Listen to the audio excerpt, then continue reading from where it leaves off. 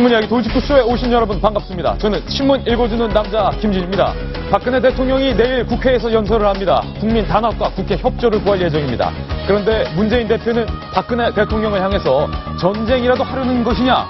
라고 박 대통령에 대해서 비난을 하고 나섰습니다. 정치권 이야기가 오늘 월요일 아침부터 복잡하게 돌아갑니다. 그래서 특별한 게스트 두 분 모셨습니다. 경기대학교의 정치전문대학원의 박상철 교수님과 돌직구쇼 원년 멤버 손정희 변호사님 두 분 모셨습니다. 어서 오세요. 안녕하세요. 네, 오늘 두 분 모시고 복잡하게 돌아가는 정치권 속내 한번 제대로 짚어보겠습니다. 오늘자 조간신문 과연 어떤 뉴스에 주목하고 있는지 지금부터 저와 함께 하시죠. 먼저 동아일보입니다. 동아일보 일면 사진부터 소개해 올려드리겠습니다. 어떤 사진이 오늘 동아일보 일면에 실렸을까요? 바로 이 사진입니다. 주한미군이 신형 패트리어트 부대를 추가 배치하는 모습입니다. 줄여서 팩3, 패트리어트3 미사일이라고 합니다. 패트리어트3 미사일은 북한이 우리 남한을 향해서 미사일을 쐈을 때 그 미사일을 저고도에서 요격할 수 있는 신형 미사일입니다. 이 북한의 국지적 도발 위협이 증대되자 주한미군이 우리 주한미군 측에 패트리어트3 미사일을 보강하고 있는 모습이 오늘 동아일보 일면 사진입니다. 다음 신문입니다. 이번에 한국일보 일면입니다. 정부 개성공단 임금의 70%가 북한의 핵과 미사일에 썼다. 홍영표 장관이 직접 발표한 건데 우리 정부가 그간 개성공단의 임금이 북한의 핵 개발에 쓰이고 있다라는 가능성에 대해서 공식적으로 인정한 것은 이번이 처음이라 이 홍영표 장관의 발언 논란이 되고 있습니다. 잠시 뒤 짚어보겠습니다. 다음은 조선일보 일면입니다. 어떤 기사 실렸을까요? 일면 제목을 볼까요? 박근혜 대통령 북핵 북론 결집 직접 나선다. 개성공단 폐쇄를 두고 잘했다 못했다 여러 의견들이 많습니다. 그리고 이 개성공단 임금이 핵미사일에 쓰였다는데 그렇다면 박근혜 대통령의 개성공단 유지는 그간 북핵 사용을 알고도 묵인해 준 것이냐라는 논란까지 일고 있습니다. 이 대목에서 박 대통령이 직접 대국민 설득에 나서겠다는 건데 어떤 내용 연설을 할지 잠시 뒤 짚어보겠습니다.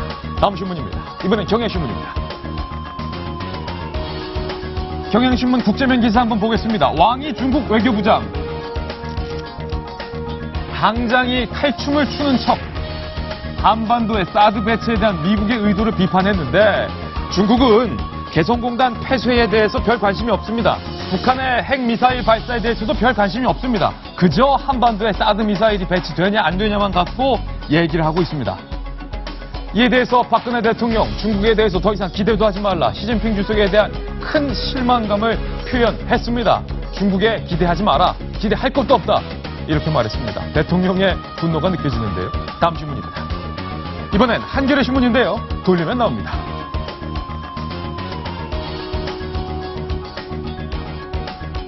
야당 홍영표 장관 발언 책임져라. 개성공단 임금의 70%가 핵과 미사일에 쓰였다는 홍영표 장관의 발언에 대해서 야당은 증거 내놔라. 이런 입장입니다. 개성공단이 무기개발 돈줄로 쓰였다는 증거를 대라. 이렇게 얘기를 했는데 개성공단 중단 책임을 회피하라는 것 아니냐. 야당에서는 이렇게 말을 하고 있는데요. 과연 야권이 이 개성공단 중단에 대해서 비난할 입장일지 잠시 후 이 부분에 대해서도 이견이 많은데 짚어보겠습니다. 다음 신문입니다. 이번엔 서울신문입니다. 이러는 와중에 북한은 이동식 ICBM 대륙간 탄도미사일이죠. KN-08, KN-08 다양하게 부르는데 이동식 ICBM 미사일 전담 여단을 창설한다. 실전 배치를 눈앞에 두고 있다. 이른바 북한의 미사일 3개 벨트가 완성이 됐다. 그간 대륙간 탄도미사일 고정식만 썼는데 이제는 이거를 이동식에 쓸 수 있다는 말입니다. 돌아다니면서 미국과 일본과 대한민국의 위성 눈을 피해가면서 미사일 위협을 고조시킬 수 있다. 이렇게 해석이 되는데 위협적인 얘기입니다. 다음 신문입니다. 이번엔 중앙일보인데요. 역시 돌리면 나옵니다. 중앙일보에서 긴급 여론조사를 실시했습니다. 개성공단 중단에 대해서 그리고 국내 사드 배치에 대해서 과연 국민들의 선택은 어떻게 응답하고 있을까요? 잠시 뒤 돌직구쇼에서 공개하겠습니다.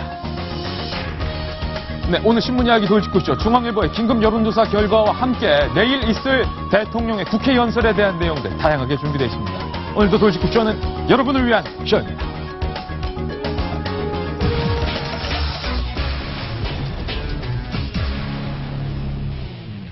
네, 월요일 아침 돌직구쇼 시작하겠습니다. 저희가 준비한 본격적인 내용 전달드리기에 앞서 조금 전에 발생한 뉴스 속보부터 여러분들에게 전해드리겠습니다.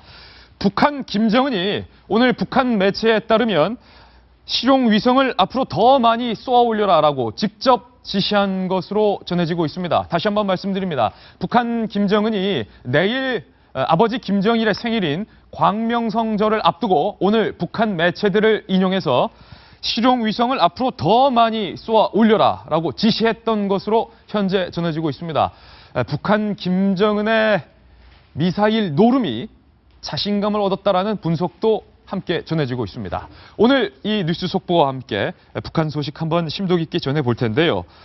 정성희 위원님, 북한 김정은이 앞으로 실용 위성을 더 많이 쏘아 올려라 오늘 이렇게 전달했다라고 북한 매체들이 돌직구쇼 방송을 앞두고 일제히 보도했습니다. 그러니까 지난번에 쏘아 올린 미사일이 인공위성임을 강조하기 위한 수사인 걸로 보이는데요.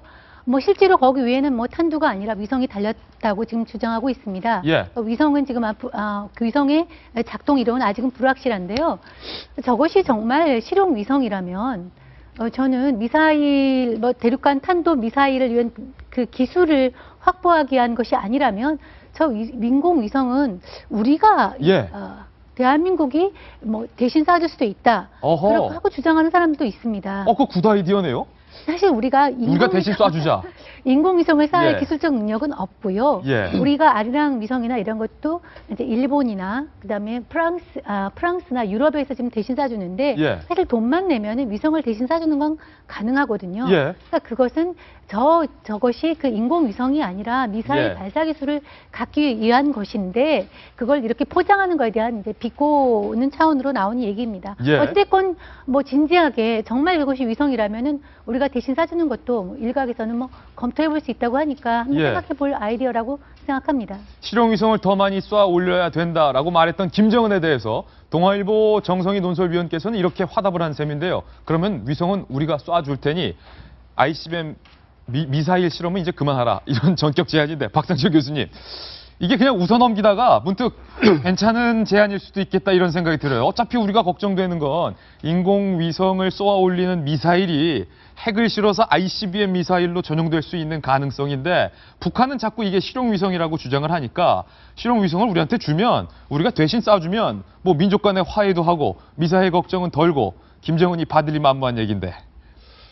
글쎄요, 그렇게 말할 수 있다고 봐요. 예. 말장난일 수도 있지만은 그런 사례가 비슷한 사례가 우리 남북 간에 있었거든요. 아, 그렇습니까? 한때 핵무기를 처음 만들 때 우리도 무슨 전기라든가 이런 에너지가 필요하기 때문에 원자력이라든가 이런 실용적인 과학적인 그 핵실험을 할 수 있게끔 보장해달라고 이야기했던 때가 오래전이지 않습니까? 예. 북한에서. 그래서 우리가 우리 비용으로 경수로를 만들어 주마. 예. 그래서 핵무기로 전환되지 않는 상태에서 원자력 핵 확보를 할 수 있는 지원을 우리가 해주겠다. 예. 실제 우리가 했었고 또 철수했던 경험이 있거든요. 네. 그렇기 때문에 뭐 인공위성에 대한 쏴달라는 이야기 진짜라면 우리가 사실 쏴줄 수가 있는 문제죠.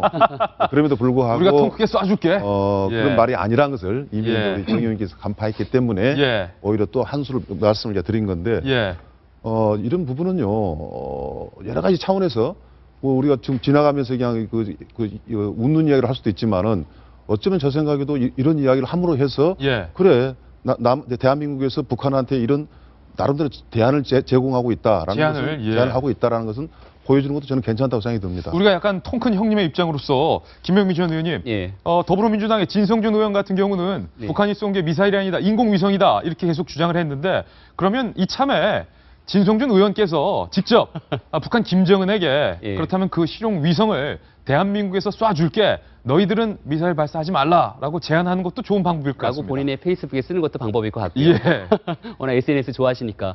근데 앞서 말한 것처럼 북의 김정은이 더 많은 인공위성을 쌓아 올리겠다라고 하는 건 추가 미사일 발사를 하겠다라고 거의 선언한 거나 마찬가지거든요. 사실 우리가 웃으면서 이야기를 했지만 예. 김정은의 그 메시지의 속내는 네. 앞으로 미사일 발사 실험을 계속하겠다라는 계속할 것이다. 의지다. 왜냐하면 아직까지는 미사일 발사를 통해서 위성으로 싸울릴 수 있는 만한 기술을 어느 정도 확보는 했지만 예. 그걸 통해서 다시 대륙간 탄도미사일로 떨어질 수 있는 기술을 확보하지 못했기 때문에 거기에 대한 추가적인 도발 행위가 계속 이어질 거라는 걸 분명히 시사한 점을 예. 우리가 잘 인지를 해야 될 것 같습니다. 예, 여기서부터가 바로 진지한 이야기인데 북한 김정은이 오늘 아침에 밝힌 내용, 앞으로 미사일을 더 많이 쏘아 올리겠다라는 것은 우리의 제재에도 불구하고 김정은은 대륙간 탄도 미사일의 발사 실험을 끝까지 완수하겠다라는 의지를 밝힌 것으로 보입니다. 이 부분은 상당히 진지한 내용입니다. 저희가 준비한 돌직구 신문 이제부터 본격적으로 시작하겠습니다. 함께 보시죠. 북한 김정은이 계속 미사일 발사를 하겠다라고 시사하고 있는 오늘 대통령은 이 부분에 대해서 내일 대국민 연설에 나서기로 했습니다. 국회에서 대통령이 직접 연설을 하는 셈입니다. 북핵 국면에서 국론 분열을 막고자 대통령이 직접 연설을 통해서 국론을 결집시키려는 의도가 아니냐. 많은 정치 전문가들은 이렇게 해설을 하고 있습니다. 박근혜 대통령의 국회 연설, 야당 지도부와도 만난다는데 동아일보 논설위원이신 정성희 위원님, 대통령이 내일 국회에서 국민들을 상대로 그리고 국회의원들을 상대로 어떤 메시지를 꺼낼 것으로 예상되십니까? 우선 개성공단 폐쇄를 둘러싸서 지금 국론이 양분돼 있지 않습니까? 예. 찬성하고 반대하는 것이 찬성 여론이 조금 더 높습니다만 반대 여론도 만만치 않습니다. 이런 상황에서 청와대가 개성공단의 갑작스러운 폐쇄에 의해 지금까지 아무런 메시지도 내놓고 있지 않습니다. 그래서 이거에 대해 설명 책임이 있는 청와대가 그 대상으로 국회라는 공간을 택했는데요. 사실 대통령이 국회 연설은 지금까지 대통령이 관례적으로 예산안을 설명할 때 1년에 한 번 이렇게 했던 곳인데요. 이번에 청와대가 공간을 시간을 달라고 해서 내일 국회를 대상으로 해서 국민이 지금까지 청와대가 그렇게 개성공단을 폐쇄할 수밖에 가동을 중단을 선언할 수밖에 없었던 배경에 대해 설명하고 국민들의 단결을 호소하고 또 국민의 이 국론 분열을 갖다가 좀 이렇게 통합할 수 있는 그런 거 대통령이 직접 설명하는 자리가 될 것 같습니다. 사실 처음에는 대통령이 대국민 담화를 검토를 했던 것 같아요.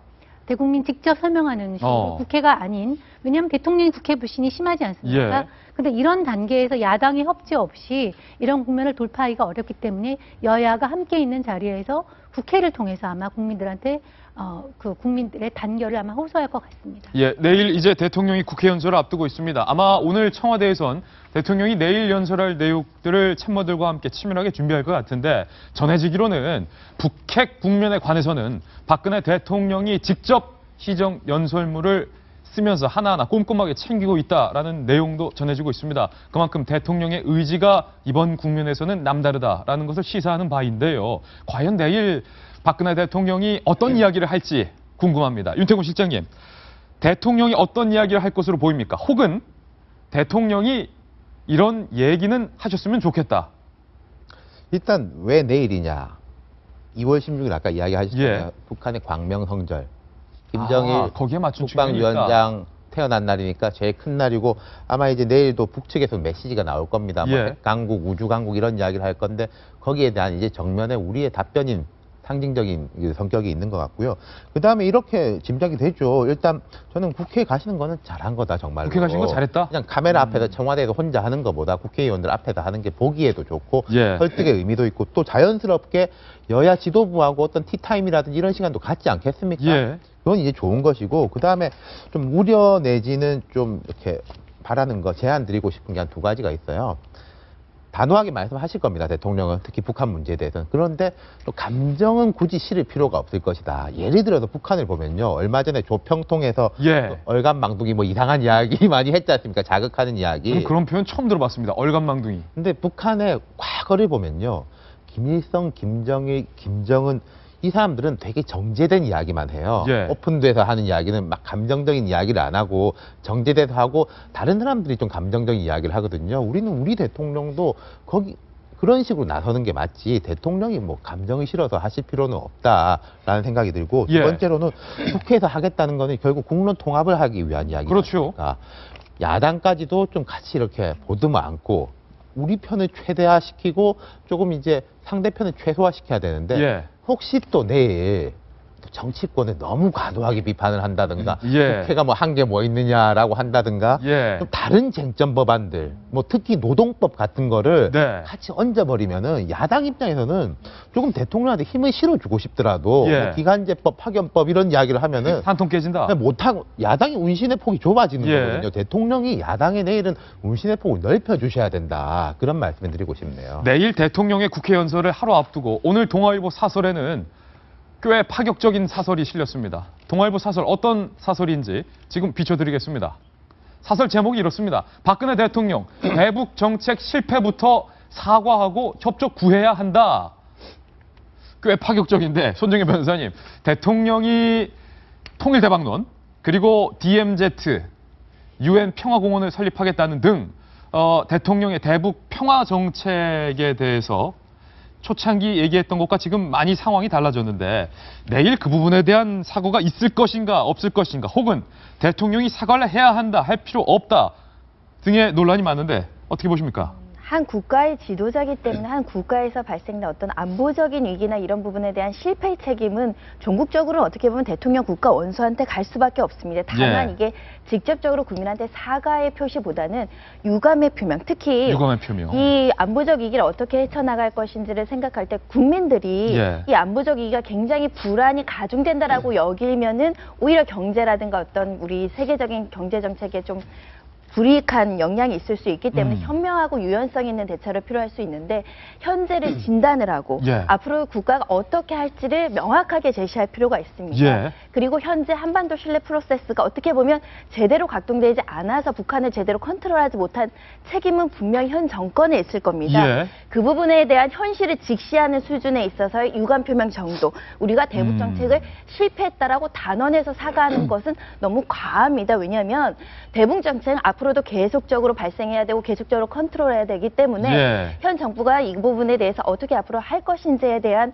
그 입장을 정확히 함으로 있어 국민들이 예. 분열되고 국민들이 불안해하는 이 상황을 확실히 전국 주도권을 잡고 대통령이 어떻게 하겠다는 예. 입장 표명을 하는 것이 가장 중요할 것으로 보입니다. 그러니까 죄송합니다 국민 여러분, 우리 대북 정책 실패했습니다. 이게 아니라 국민 여러분, 제가 북한을 상대로 어떻게든 해보려고 했는데 핵을 쏘고 미사일을 쐈습니다. 상황이 이렇습니다. 그래서 이렇게 할 수밖에 없었습니다. 앞으로는 이렇게 하겠습니다. 믿어주세요. 이 정도 수준이어야 된다라는 말씀이신데 그리고 가장 좋은 것은 예. 니 탓 내 탓이 없어야 된다는 니 탓 내 탓이 없어야 니 된다. 탓 내 탓, 정치권 책임이다. 이게 북한 책임이다. 뭐 중국의 책임이다고 하는 순간 국민들은 또다시 한번 실망할 수도 있기 때문에 예. 니 탓 내 탓이 아니라 현실의 직시 그리고 앞으로의 대처가 국민들한테 현실적으로 도움이 된다는 거죠. 교수님, 네. 정치전문대학원 교수님이시니까 제가 여쭤볼게요. 사실 국민들이 궁금하거든요. 북한을 제재할 수 있는 카드가 우리 정부에게 많지 않았는데 확성기 카드는 썼고 이제 남은 한 장이었던 개성공단 전면 중단 카드까지 지금 다 써버린 상황에서 만약에 북한 김정은이 또 말을 듣지 않는다면, 그렇다면 박근혜 정부가 다음에는 어떤 카드를 쓸 건지도 궁금하고, 중국이 우리 말을 안 들어요. 열병식까지 대통령이 파격적으로 가줬는데 시진핑 주석은 사드 문제만 이야기하고 있으니 중국의 도움 없이 그럼 우리 정부가 어떻게 북한을 설득할 건지 이것도 궁금하고요. 그렇죠. 궁금한 게 많습니다. 저는 정말 내일 대통령이 잘 하셔야 된다고 생각을 해요. 예. 기대도 하면서 좀 걱정도 많이 되거든요. 기대도 하고 걱정도 된다. 예. 그런데 일단은 뭐 대국민 연설을 담화문을 하겠다라는 것보다는 국회를 찾아간 건 참으로 다행스럽다고 저는 생각을 하거든요. 아, 잘하셨다. 예. 왜 그러냐면 국회란 건 이제 법이 만들어지는 것이거든요. 국가 정책이 만들어지고, 지금 대통령이 이렇게 생각할 수 있습니다. 몇 프로라도 개성공단 대통령이 이건 폐쇄하겠다는 거 많은 국민들이 찬성했다. 예. 사드 배치 잘했다. 한번 해보자. 국민들이 대통령 뜻하고 같이 하는구나라는 생각에 빠져가지고 국민들한테 뭔가 대국민 담화 호소문을 나오기 시작하면은 그 다음에 정치권과의 어떤 호흡을 맞추기 참 힘듭니다. 예. 그럼에도 불구하고 그렇기 때문에 이제 국회에 가서 이야기한 건 잘한 건데요. 조금 전에도 이야기 나왔지만은 꼭 대북 정책을 실패했다기보다도 먹혀들지 않았다. 먹혀들지 않았다. 한반도 신뢰 프로세스를 한다든가 또 때로는 통일 대박론이라는 아주 상징적인 이야기를 했음에도 불구하고 어떻게 보면 실패라고 볼 수도 있지만은 먹히지가 않기 때문에 중대한 변경이 불가피하다. 예. 라는 이야기를 하면 국회에 가서 그 이야기를 해야 됩니다. 예. 하고 동의를 구하고 그런 차원은 아니고요.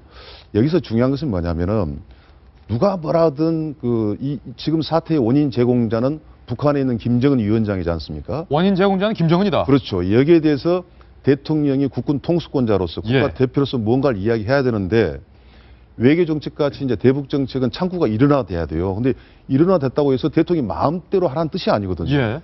서로 논의하고 다른 의견을 가지고 있는 대통령을 지지 않은 국민들도 많지 않습니까? 야당도 있고 그렇기 때문에 국회에서 왜 대통령이 이 방향으로 갈 수밖에 없는가를 이야기를 계속하면서 동의를 구하는 것. 특히 우리 윤 그 대표님께서 이야기했듯이 절대 이번 개성공단 외에는 다른 무슨 쟁점 법안 이야기는 절대 해서는 안 된다. 노동개혁 얘기는 좀 다음에 하시라. 정말 당부하고 싶습니다.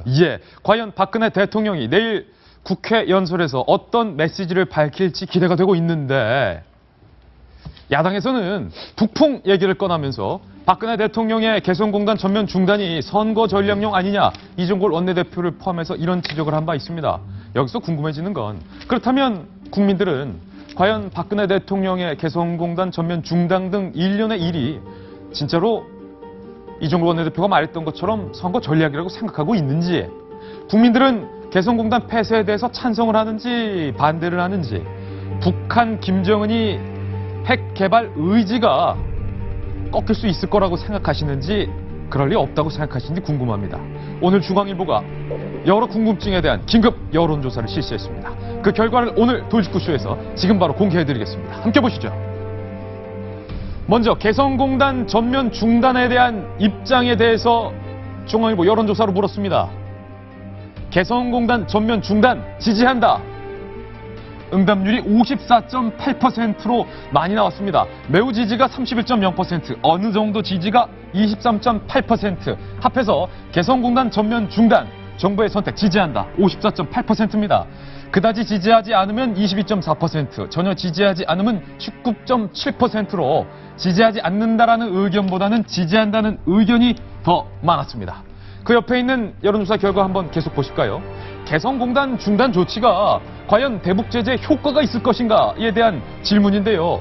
야당을 포함해서 야권에서는 개성공단 중단 효과 없을 것이다 이렇게 말했는데 매우 효과 클 것이 14.7%, 그리고 어느 정도 효과 있을 것이 38.2%, 별로 효과 없을 것이다가 30.2%, 전혀 효과 없을 것이다 15.1%, 개성공단 중단이 효과 있을 것이라는 의견이 더 많게 조사됐습니다. 그 옆으로 한번 가보실까요? 그렇다면 개성공단 중단으로 중국이 대북 제재 동참할까라고 물었더니 대통령의 응답과 일치했습니다. 시진핑 주석에게 더 이상 기대할 거 없다. 중국은 절대 동참하지 않을 거다. 62.4%. 국민들은 이렇게 봤고요. 그렇다면 북한이 과연 핵 개발을 포기할까? 포기할 것이라고 답한 분은 9.4%. 북한 김정은은 절대 포기하지 않을 것이다라고 응답한 비율이 절대적이었습니다. 86.8%. 그리고 한국도 핵무기를 보유하자는 의견에 대해서 물었는데 이른바 한반도 핵 무장론에 대해서는 매우 찬성이 32.8%, 어느 정도 찬성이 34.9%, 합해서 63.7%. 와, 저도 예상하지 못한 수치입니다. 그러나 반대하는 편은 20.9%, 매우 반대는 9.6%, 31.5%가 나왔네요. 67.7%죠? 그렇다면 사드 문제로 한번 넘어가 볼까요? 한반도의 사드 배치에 대해서 과연 국민들은 어떻게 생각을 하는지 중앙일보 여론조사 결과에 따르면 이런 대답입니다. 찬성이 67.7%입니다.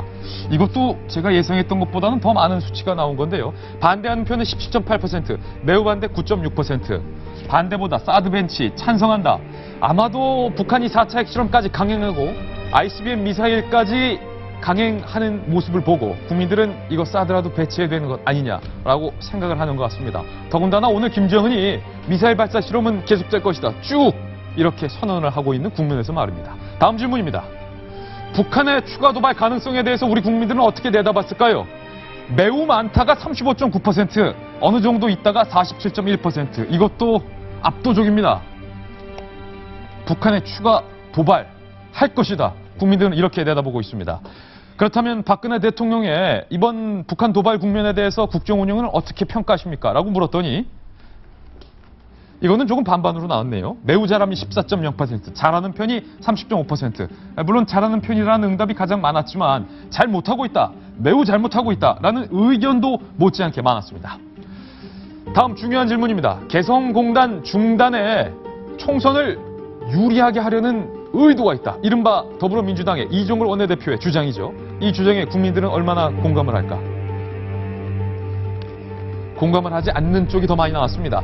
별로 동의 안 함이 33.1%, 전혀 동의 안 함이 26.1%로 이거 대통령이 총선 전략 아니다라고 응답한 분들이 훨씬 더 많았습니다. 그렇지만 그럼에도 불구하고 28.5%의 국민들은 이거 우려된다, 어느 정도 동의한다라고 생각하시는 분들도 있었습니다. 그렇다면 이와는 별개로 북한 핵실험 등의 이번 안보 이슈가 총선에 영향을 줄 것인가라는 질문에 대해서는 국민들은 다르게 답을 했습니다. 어느 정도 영향을 줄 것이다가 48.1%로 가장 많았습니다. 별로 영향 없을 것이다는 응답은 그에 반해 29.0%에 그쳤습니다.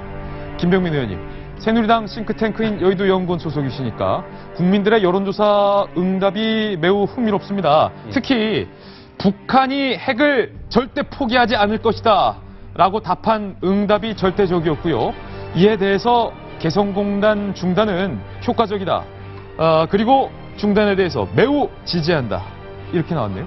굉장히 재밌는 여론조사 결과라고 보여집니다. 그리고 애당초에 생각했던 것만큼 사실상 우리 국민 대다수가 이 사드 배치에 대해서도 굉장히 많은 찬성을 보였던 거는 저는 여론조사에서 굉장히 흥미로웠는데 그중에 지금 발표되지 않았던 내용들, 기사에 보면 이런 내용들이 있거든요. 각 정당별로 어떤 결과를 보였는지를 보면은 새누리당을 지지하는 국민들 같은 경우는 당연히 뭐 사드 배치를 비롯해 갖고선 개성공단 중단 조치에 대해서 긍정적인 영향을 미칠 거라고 생각을 할 건데 예.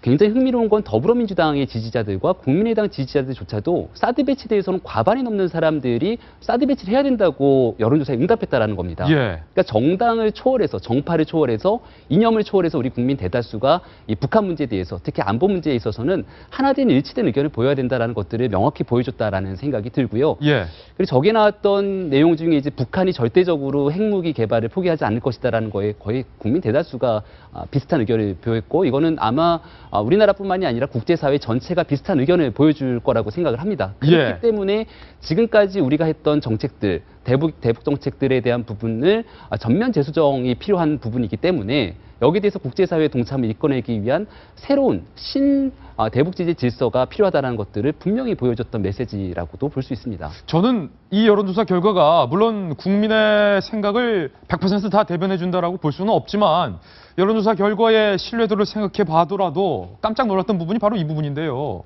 한국도 핵무기를 보유하자라는 이 의견에 대해서 생각보다 많은 수치가 나왔습니다. 67.7%가 매우 찬성하거나 어느 정도 찬성을 한다.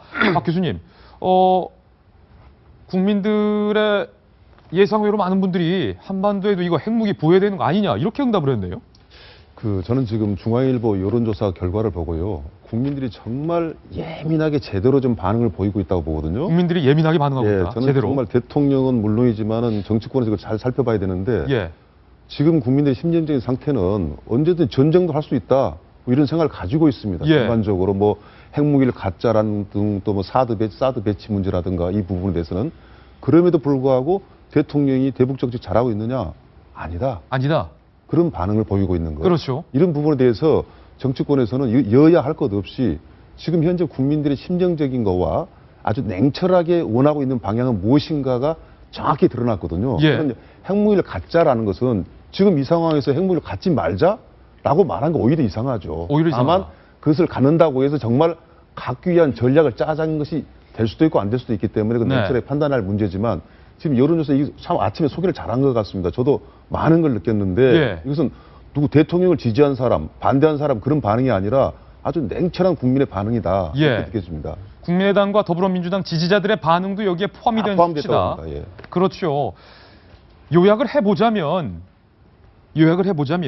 이 여론조사 결과가 의미하는 바는 북한 김정은은 무슨 일이 있더라도 핵 개발을 포기하지 않을 것이고 중국은 무슨 일이 있더라도 대북 제재에 동참하지 않을 것이며 북한은 계속 미사일과 국지 도발을 감행할 것인데 우리 정부는 무엇을 해야 하냐라는 부분에 대한 시사하는 바가 있다고 저는 생각을 하는데요. 윤태곤 실장님, 어떻습니까? 그렇죠. 이 여론조사를 보고 그다음 다른 기사까지 제가 좀 소개를 해드리자면은 결국 이런 부분에서 사드하고 개성공단에 대해서 이제 호응이 높으니까 뭐 어제 이제 홍영표 장관이 개성공단의 자금이 이제 뭐 한 70%가 북한 당으로 상납이 됐다. 뭐 이런 이야기도 나왔던 건데 그건 뒤에 자세히 설명드리겠습니다만은 이런 부분이 있을 것 같아요. 지금 교수님 말씀하신 대로 예를 들어서 연쇄살인 사건이 터지면은 사형 폐지에 대한 여론조사를 했을 때 확 높게 나오거든요. 근데 이런 사건이 또 좀 잠잠해지고 누가 이제 검찰이라든지 감옥에서 억울한 일을 당했다라고 했을 때 여론조사를 해보면은 또 사형 찬성 여론이 확 낮게 나옵니다. 이런 부분은 좀 고려를 해야 된다고 생각하고 그러니까 국민들이 여기에 들어있는 게 냉정한 부분하고 감정적인 부분하고 다 들어있는 게 예를 들어서 개성공단 지금 중단에 대해서는 찬성 여론이 높은데 언젠간 재가동해야 된다는 데 대해서는 또 찬성 여론이 높단 말입니다. 예, 지금은 중단해야 되지만 완전히 폐쇄하는 것이 아니라 언젠가는 다시 가동을 해야 된다. 그렇죠. 이렇게 답변을 했죠. 예, 그러니까 국민들이 오히려 냉정하게 바라보고 있기 때문에 이걸 이제 어느 쪽만 유리한 걸 따서 볼 게 아니라 전반적으로 같이 봐야 될 것 같아요. 그러니까 여론조사 결과를 말입니다. 정성희 위원님. 이게 여당 쪽 입장이다, 야당 쪽 입장이다. 정치권에서는 계속 유리하게 해석하려는 그런 본성 아닌 본성이 있는데 이번 여론조사 결과를 보면 정당 지지 여부와 상관없이 안보에 대해서는 국민들이 냉정하게 보고 있다. 이렇게 보는 건데요. 지금 정당 지지별 어떤 지지도에 대해서는 우리 알려주셨는데 김병민 의원이 사실은 저는 세대별 이것도 굉장히 놀라웠어요. 사드 배치에 대해서 20대가 65%가 찬성하고 50대가 호남에서도 59%가 참여하거든요. 특히 20대가 찬성 비율이 40대보다 높았어요. 그럼 20대가 뭐 이렇게 북한에 위기가 있을 때 전역까지 연기하면서 나라를 지키겠다고 했던 세대 아니겠습니까? 신안보 세대라고 할 수 있는 20대가 사드 배치에서 65%나 지지하고 있다. 이것은 뭐 이 북핵 위험을 우리 국민들 전부가 상수로 모두 자신의 문제로 생각하고 있다. 그러니까 세대, 정당 지지별, 그 다음에 지역별 이걸 모두 떠나서 모든 사람들이 북핵 위협을 굉장히 현실적인 우리의 안보 위협으로 생각하고 있다. 하는 걸 보여주고 있고요. 아마 대통령의 내일 국회 연설도 이런 국민들의 어떤 이런 의견 이거 위에서 조금 이렇게 반대하는 의견을 설득하기 위해서 나온 것 같고요. 예. 그렇지만 지금 나온 것 중에서 핵무장론에 대해서는 저는 여전히 좀 우려를 금할 수 없는 것이 감정적으로는 니네만 핵 있어? 우리도 핵 가질 거야 하는 것이 굉장히 말하기 좋은 좋은 선택입니다. 그렇지만 실제로 핵을 가졌을 때에 우리가 직접 이걸 준비하고 무장했을 때, 개발했을 때의 파장도 상당히 크기 때문에 이런 부분은 국가 안보의 전문가들이 좀 냉정하고 신중하게 접근해야 될 것 같습니다. 네. 이 여론조사에서 우리가 또 눈여겨봐야 할 점 뭐냐면 결국 북한과 계속적으로 대화를 하라는 국민들의 소망이 어느 정도 담겨 있습니다. 예. 안보나 이런 부분에 대해서 굉장히 강력하지만 예를 들면 개성공단 중단에는 반대 여론이 그래도 40% 이상이 육박했다는 건 뭐냐면 이런 안보 계속에서 우리 국가의 어떤 위기, 특히 경제적인 위기나 이런 부분에 대해서는 굉장한 우려를 하고 있는 것이거든요. 그렇다 보면 이런 불안정성이 계속된 강경 어떤 대책보다는 대화와 균형이 적절하게 있어야 된다라는 어떤 것들이 있는 것이고 그렇기 때문에 개성공단을 재개해야 된다는 여론도 압도적으로 우세한 겁니다. 그렇기 때문에 앞으로의 내일 박근혜 대통령이 이제 연설을 통해서 어떤 계획을 밝혀주실 때는요, 여전히 견제나 어떤 도발적인 부분의 강력 대처도 중요하겠지만 대화, 협력 이런 부분들도 반드시 놓쳐서는 안 된다라고 봐야 될 겁니다. 네, 전쟁 중에도 대화는 이어져야 된다라는 전쟁의 명서, 금칙이 있듯이 우리 대통령도 내일 국회 연설에서 과연 이런 양온 국면에 대해서 어떤 해법을 들고 나올지 주목을 해보겠습니다.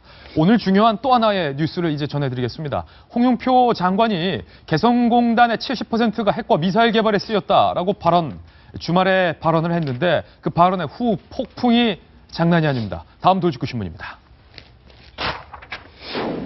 우리 정부가 개성공단의 임금이 북한 핵미사일 개발에 쓰였다라고 인정한 것은 이번이 처음이고 국제사회가 예민하게 지켜보고 있는 이 국면에서 홍영표 장관의 이 발언 어떤 영향력이 있을지 오늘 짚어보겠습니다. 우선 홍영표 장관의 발언을 직접 한번 들어보시죠.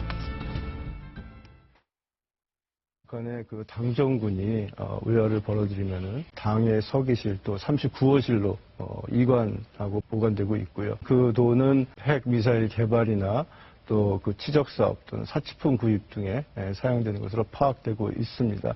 개성공단의 경우 임금, 기타 비용 등이 달러로, 그러니까 현금으로 지급되고 70%가 서기실 등으로 전해져서 쓰여지고 있다는 것으로 확인이 되고 있습니다. 홍영표 장관이 이번 북한 문제 때문에 많이 피곤하신 것 같아요. 입술이 다 부르틀 정도였는데 주말에 발언한 저 발언, 평양 당국자가 우리가 달러로 지급한 개성공단 임금을 그 달러 현금 뭉치를 평양 당국자가 노동당으로 직접 운반을 한다. 그래서 39호실에서 직접 김정은의 통치자금과 핵미사일 개발로 이 현금 뭉치를 사용한 흔적들을 다양하게 확인을 했다. 아마도 휴민트 등의 이 정보 인력을 통해서 홍영표 장관이 확인을 한 것으로 보이는데, 윤태곤 실장님, 이 이야기가 의미하는 바가 크죠. 아주 크죠. 예, 동아일보 2면, 양신문 3면에서 온 자세히 있었는데, 일단 홍영표 장관의 발언 지금 들으셨지만은 3가지 의미가 있습니다. 동아일보 2면에 자세히 있었는데, 첫 번째, 서기실과 39호실로 간다. 서기실은 우리로 치면은 청와대 대통령 부속실입니다. 비서실보다는 부속실의 개념이고요. 예. 서기실장은 김여정, 김정은 국방위원장의 친여동생이죠. 그리고 39호실은 외화관리부서, 여기로 다 들어간다. 일단 두 번째, 70%가 전용된다. 예. 핵뿐만 아니라 뭐 치적 사업, 사치 사업 좀 뭉뚱거려서 이야기했습니다. 세 번째는 확인되고 있다. 예. 예, 확인했다는 아니고 확인되고 있다. 그러니까 현재 진행형이죠. 예, 지금 막 이야기한 확인되고 건데. 있다. 그래서 이 부분에 대해 가지고 이제 동아일보에서도 지적을 하고 경향신문에도 지적을 한 게 좀 명확하진 않다. 첫 번째. 보통 이런 이야기를 제가 좀 붙여서 드리자면은 그 언론계에서 이제 백브리핑하고 딥백브리핑이라는 이야기를 하거든요. 예. 백브리핑은 관계자들에 의하면은 이렇게 됐다. 좀 예민한 이야기는 보통 우리 정부에서도 이 북한 관련된 이야기는 그런 식으로 그렇죠. 처리를 합니다. 핵심 관계자가 이렇게 말했다. 그리고 딥백 브리핑은 더 깊은 건데 관계자는 이름조차 안 알리고 인 것으로 파악되고 있다라고 언론이 쓰는 거거든요. 근데 예. 홍영표 장관의 발언을 보면 확인되고 있다인데 장관이 딥백 브리핑을 한 겁니다.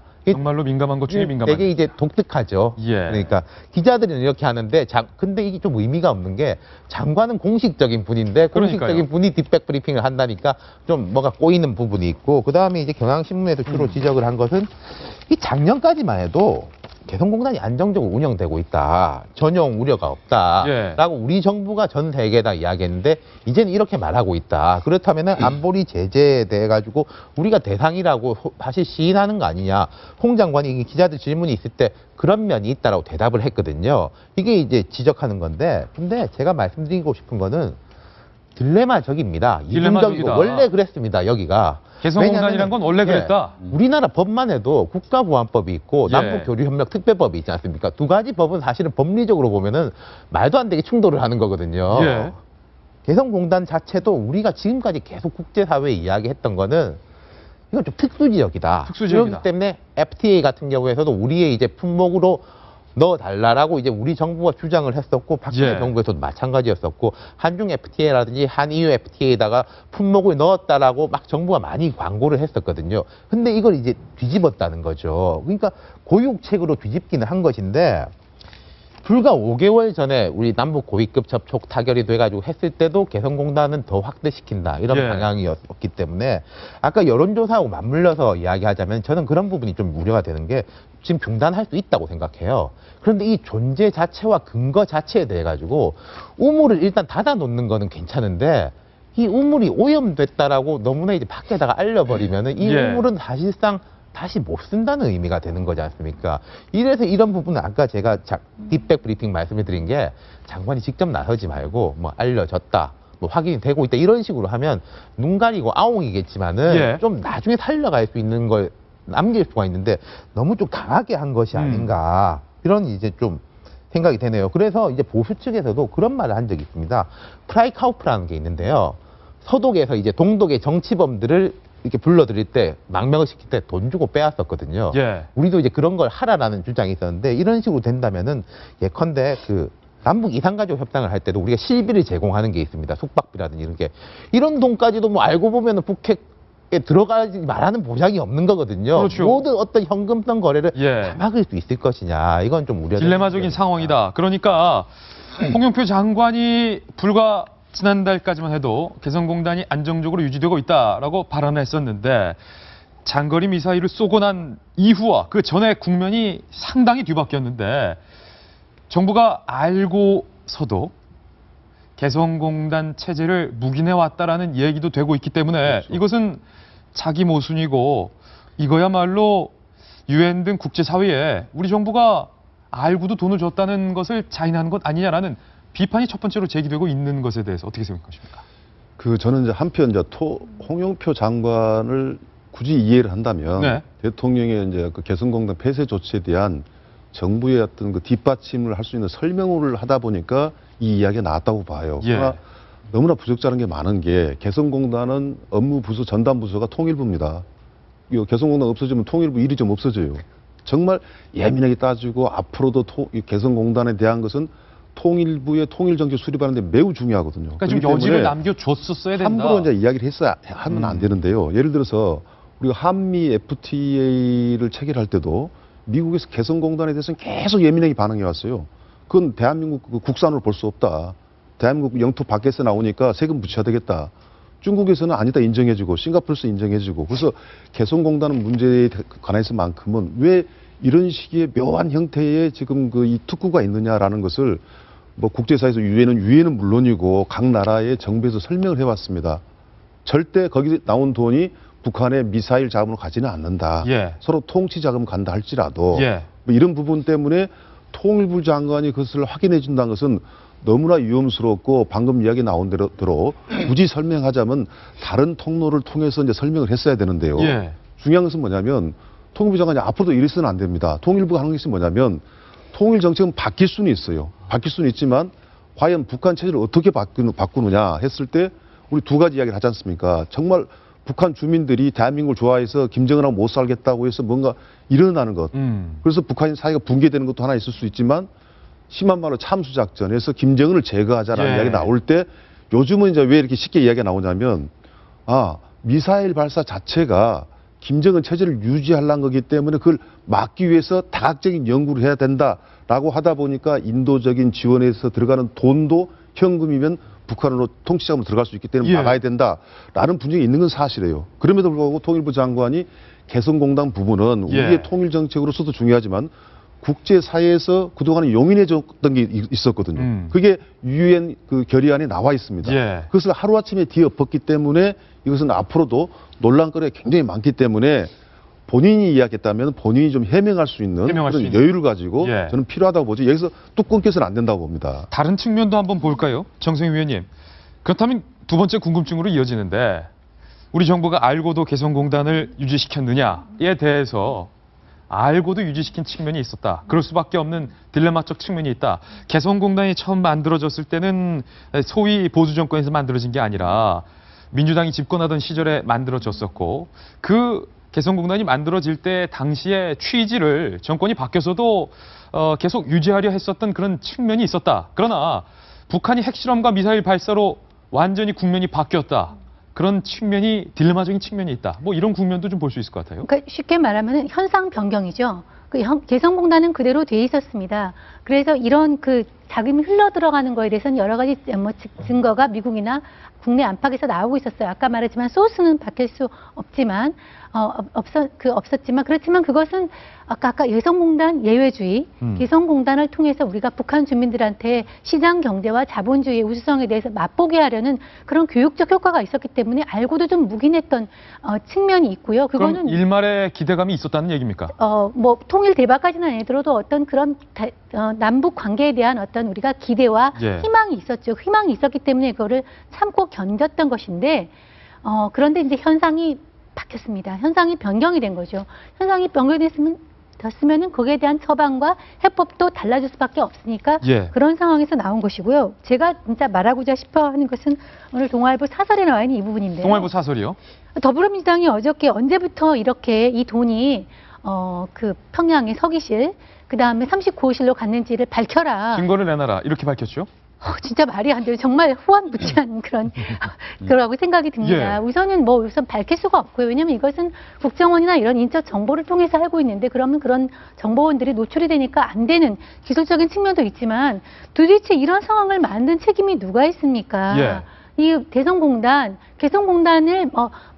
만든 것이 잘못이다. 이런 얘기를 하는 게 아니고요. 개성공단을 통한 이런 자금들이 결과적으로 북한의 핵과 미사일로 만드는 이런 상황이 됐을 때 가장 책임을 느껴야 되는 것은 개성공단을 만들었던 그 정부, 거기에 참여했던 사람들이거든요. 그거에 대해서 입을 딱 닫고 이제 와가지고 이런 상황이 증거를 내놔라. 박근혜 이런 정부 식으로 대북 정책 실패한 거 아니냐? 그런 식으로 하는 것은 너무나 좀 뻔뻔하다는 생각이 듭니다. 김병민 의원. 정성희 의원님이 정말 제대로 짚어주셨어요. 예. 저는 오늘자 동아일보 사설 보고 사실 야 진짜 제목 잘 뽑았다라는 생각을 했는데 북핵 개발에 퍼준 개성공단 달러 야당 추궁할 자격이 있는가라는 거거든요. 그동안 통일부 장관도 마찬가지고 대통령도 아까 우리 손정혜 변호사님 말씀하신 것처럼 누구 탓을 하진 않았습니다. 지금 이 상황이 있게 된 근본적인 원인은 누구의 탓도 아닌 김정은이거든요. DJ 햇볕 정책에서 시작된 개성공단 초기 시작이 취지는 굉장히 좋았죠. 예. 끌고 왔던 노무현 정권을 이어오면서 이명박 정권 다 그 초기에 좋은 뜻을 이어갔고 개성공단을 남북 화해의 상징으로 이어가고자 했던 좋은 뜻이 있었기 때문에 그게 비록 개성공단을 통해서 쓰인 자금이 나쁜 쪽으로 흘러갔을 가능성이 일말의 가능성이 있음을 그동안 인지하지 못했던 사람이 누가 있었겠습니까? 누가 있었느냐? 그거를 바로 이 오늘자 동아일보 사설에 따르면 2006년 노무현 정부 시절 아닙니까? 그 당시에 국회에서 통일부 장관이 사실상 개성공단에 들어가는 임금에 대한 지불이 달러로 그 직원들한테 제대로 가지 못하게 되는 상황에 대해서도 분명히 명실해서 발언했던 적이 있거든요. 예. 그러니까 이게 누구의 탓인가를 자꾸 들고 넘어가는 순간 더 이상 답이 나오지 않거든요. 지금 이 상황이 왜 지금에서 상황이 바뀌었기 때문에 그리고 김정은이 계속 도발하고 있는 핵실험, 미사일 시험 이게 결국 끝나지 않는 과정이 있기 때문에 우리가 개성공단을 중단할 수밖에 없는 이 상황에서 앞으로 그럼 우리 정부가 서로 간의 힘을 협력해서 예. 어떻게 나가야 될지에 대한 목표를 명확하게 제시하기 위한 여당과 야당의 초당적 협력 조치가 제일 필요할 때지 누구의 탓을 할 때가 아니라고 생각합니다. 더불어민주당의 김종인 위원장, 이제 직함을 위원장에서 대표로 바꿨죠. 김종인 대표도 개성공단 문제에 대해서는 조금 그간 민주당의 입장과는 다른 의견을 표명했습니다. 개성공단 폐쇄 문제는 여야 간의 정쟁 사안으로만 바라볼 것이 아니다. 박근혜 정부가 개성공단을 중단할 수밖에 없었던 이유에 대해서 대통령이 직접 나서서 국민에게 설득을 하라. 이런 입장을 밝혔는데, 그런데 야당 내에서 김종인 대표의 입장과는 전혀 다른 입장을 문재인 전 대표가 들고 나왔습니다. 전쟁하려는 것이냐? 문재인 대표는 페이스북에 이렇게 썼습니다. 만나보시죠. 문재인 대표가 지금으로부터 14시간 전에 올린 페이스북 내용입니다. 정부가 국민을 이렇게 불안하게 해도 되는 것입니까? 여당 일각에선 전쟁 불사와 핵무장을 주장하고 국민안전처는 전쟁 발발에 따른 국민 행동 요령을 배포하고 있습니다. 위험천만한 발상입니다.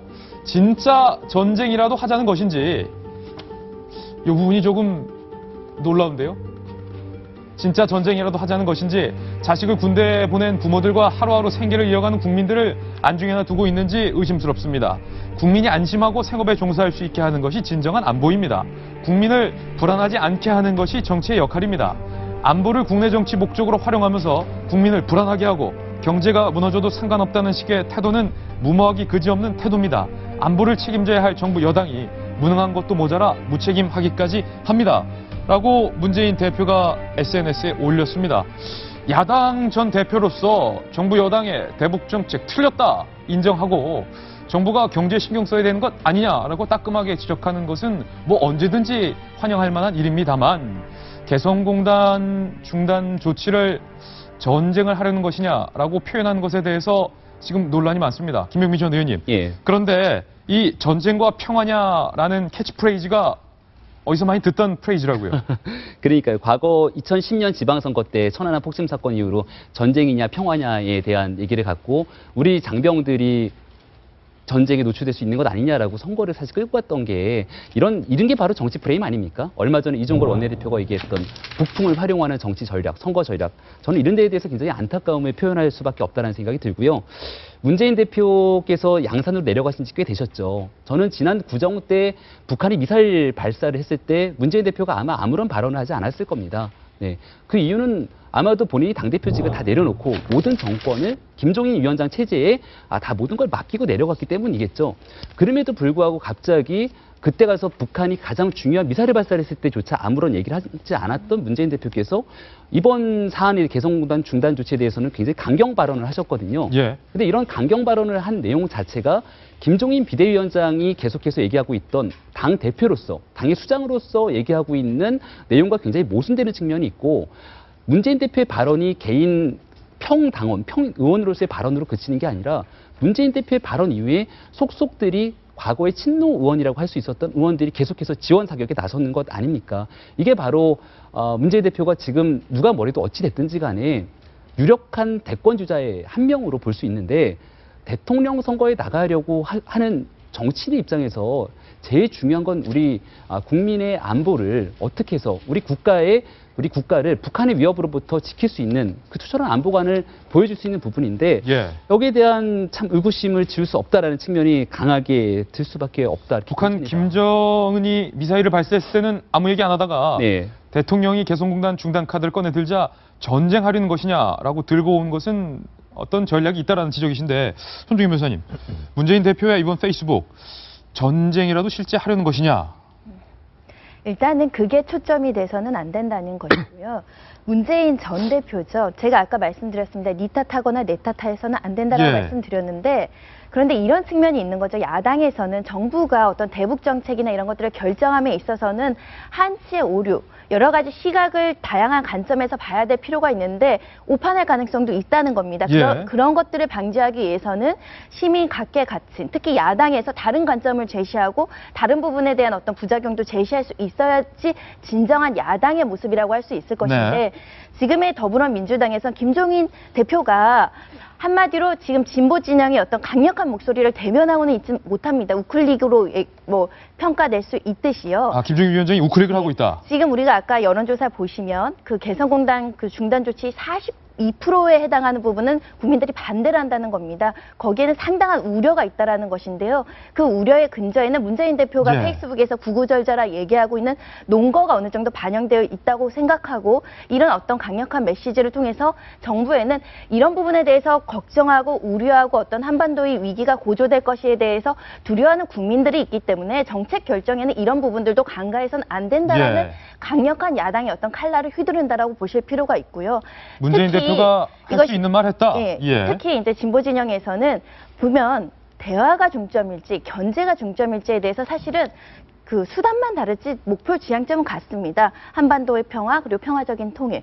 거기에 보수와 진보가 다른 수단을 쓸 뿐이지 목표가 같다는 점에 있어서는 이 수단도 한번 생각해보고 이 수단도 생각해봤을 때 서로 이렇게 충돌되는 지점에서 균형이 이루어지는 겁니다. 이 개성공단 그 조치에 대한 극단적 조치라는 어떤 진보 진영의 일각에서의 시각은 뭐냐면 이것이 최후의 우리의 안전판 아니었느냐. 그리고 개성공단을 통해서 우리가 어떤 육자회담이라든지 지속적인 대화의 어떤 매개체가 됐는데 이것을 날려버리는 순간 우리가 어떤 위기에 대한 도발이나 이런 부분에 대한 강조되는 거 아니냐. 이것이 중단됨으로 인해서 지금 아까 김정은이 추가 미사일 발사에 대한 어떤 계속 엄포를 놓지 않습니까?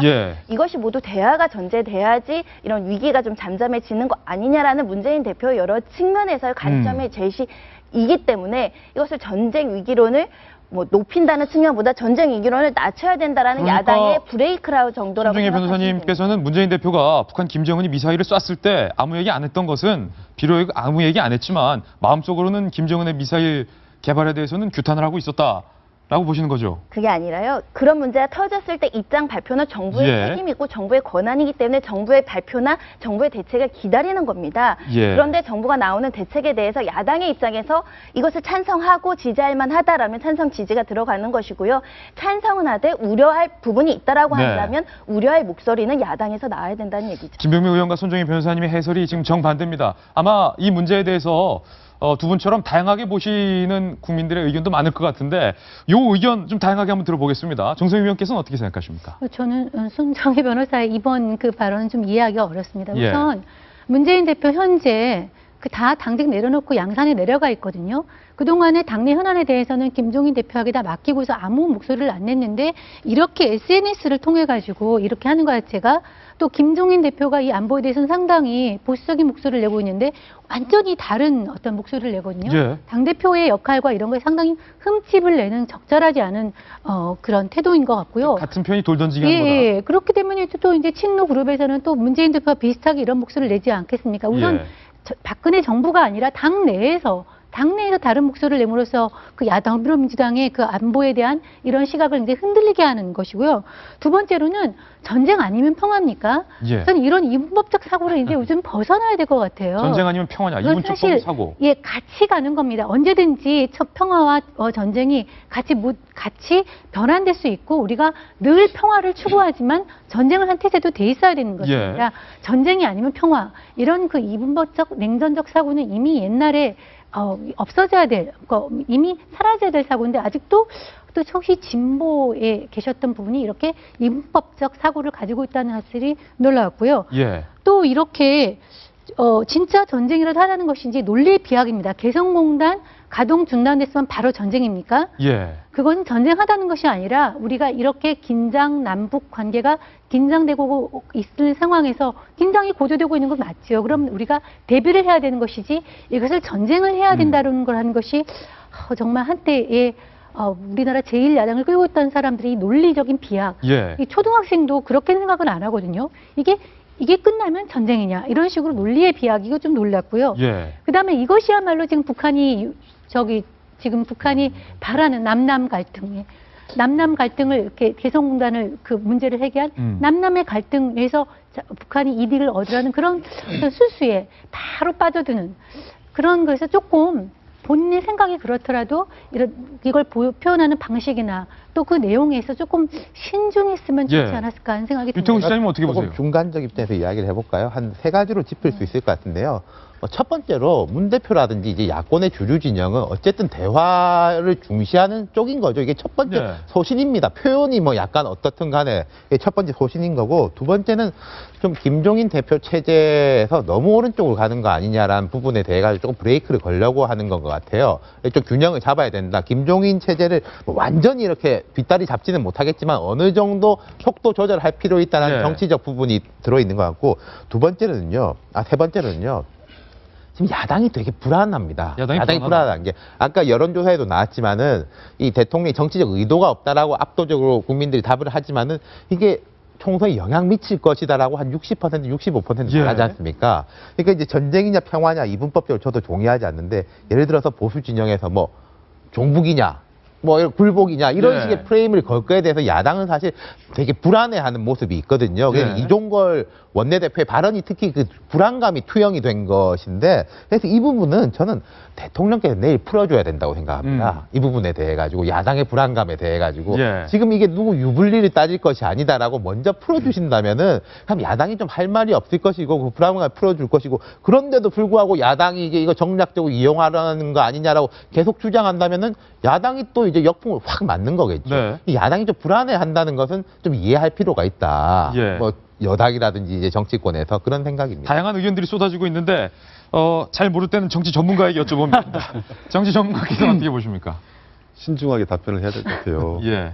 지금 문재인 대표가 1선에서는 물러났지만 2선에서는 가장 국민들의 관심을 많이 받고 있는 그렇죠. 각광을 받고 있기 때문에 말 한마디 한마디 굉장히 중요하다고 저는 봐요.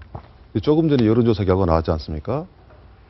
국민들은 지금 북한에 대해서 언제든지 전쟁까지 할 수 있다는 마음의 용의가 있다는 거예요. 이게 끝까지 간다는 건 아니겠지만, 그럼에도 불구하고 냉철하게 대통령이 그렇게 싹 대북 정책 만족스럽지 못하다, 불만이다라고 했을 때는 저는 그 흐름을 타는 게 정치인이라고 봐요. 예. 문재인 대표는 사상가라기보다도 학자라기보다도 정치인 아닙니까? 야당 정치인이다. 대표 아닙니까? 그러면 일단은 이제는 비판을 넘어서는, 정말 내년에 대통령 선거 있지 않습니까? 예. 그러니까 비욘드 비판이죠.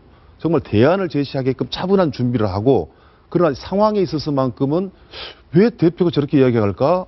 오히려 야당에서 불편할 수도 있거든요. 야당도 다양한 사람이 있을 거 아닙니까? 예. 예를 들어서 우리가 미국이 예를 들어서 베트남 전쟁을 했을 때 베트남 전쟁을 하자라는 사람보다는 반전론자가 역사상 나중에 평가는 받지만, 그 당시에 전쟁하지 말자라는 건 사회운동가라든가 양심가를 이야기할 수 있어요. 그러나 민주당이 야당이 전쟁하지 말자면 국민들이 지지하겠습니까? 그럼 공화당이 계속 전쟁을 이끌고 갔지 않습니까? 예.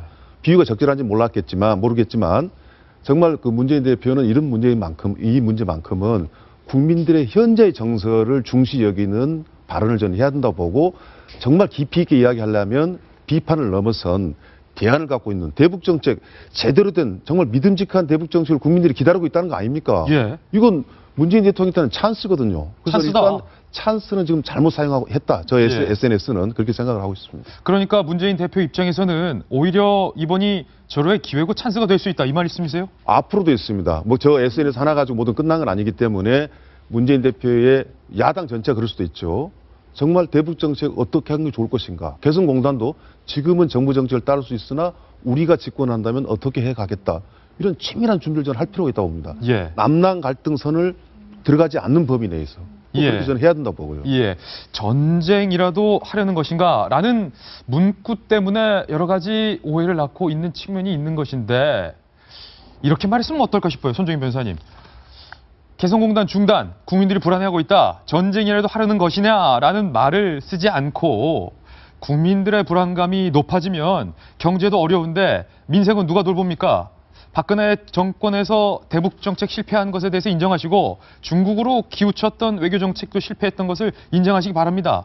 라는 식의 발언이었으면 좀 더 어땠을까라는 아쉬움도 좀 남습니다. 저 페이스북을 전문을 전부 읽어보시면 결론은 거기에 도달해요. 저도 전문 다 읽어봤어요. 결국 여러 가지 그 개성공단 조치나 이런 것들 강력한 조치가 우선적으로 된 게 아니라 이 문제는 대북 정책은 세계적인 공조가 있어야 되고 특히 중국과 협조해야 되고 미국과 협조를 해야지만 어떤 대북에 대한 실효성 있는 제재가 나올 수 있는 결론에 이르는데 그에 앞서서 먼저 우리나라에 어떤 많은 타격을 입힐 수 있는 개성공단의 전면 폐쇄 중단으로서 위기의식만 고조시키는 것은 문제가 아니냐. 만약에 전쟁이 터지거나 그 고조된 위기 때문에 전쟁이 터지면 우리 국민들, 민생 경제나 또 우리 민생들이 피해를 입는다라는 지적이 포함되어 있습니다. 손정희 변호사님이 방금 말씀하신 거 그대로 받아쳐서 페이스북 좀 수정하시면 좋겠다는 생각, 그런 불필요한 논쟁은 없을 텐데 말입니다.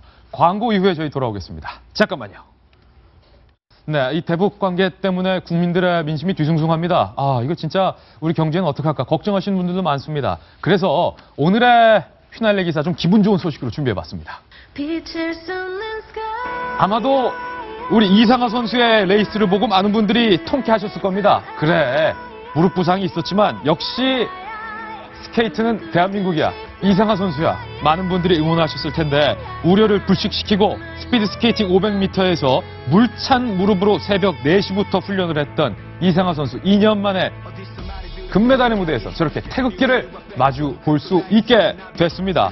이상하 선수의 이 얼마나 고된 노력이 있었는가를 보여주는 한 대목이고요. 두 번째 휘날레 뉴스도 있는데요. 매스 스타트라는 경기가 있습니다. 스케이트인데 떼지어서 달리는 빙속 경기입니다. 정말 영상 봤는데 떼지어서 달리더군요. 여기에서도 우리 이승훈 선수가 0.06초 차이로 역시 금메달. 그리고 여자 선수들도 김보름 선수에서도 은메달을 따냈다라는 기분 좋은 소식이 있습니다. 역시 빙상에선 대한민국이다 라는 자부심이 다시 한번 들게 만든 대목입니다. 금메달 소식 들으면서 기분 좋은 한 주, 기분 좋은 하루 시작하시기 바랍니다. 저희는 내일 아침 9시에도 이런 기분 좋은 소식 들고 다시 돌아오겠습니다. 오늘 하루는 분명 어제보다 더 나을 겁니다. 좋은 하루 되십시오. 고맙습니다. 길고 긴 밤을 지나 다시 트립길을